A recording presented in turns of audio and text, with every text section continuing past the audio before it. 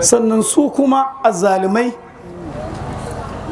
ko ce Buhari da gwamnatinsa da ma koma wane ne wanda yake ji zai yi fada da mu, domin har yanzu ba wai sun daina yaƙan mu bane, suna ɗaukan matakai ne da salo daban-daban.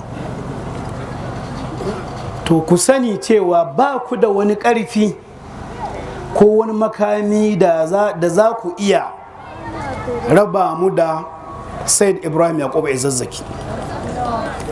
Ba ku da wani abin da za ku yi, kamu ne ko musgunawa ne ko takurawa ne ko kisa da zai samu bar wannan da'awa ta Said Ibrahim Zazzaki.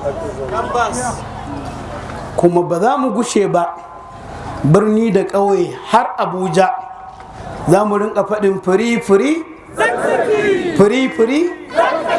firi-firi, kuma wannan shine saƙonmu. In kunne ya ji, jiki ya tsira.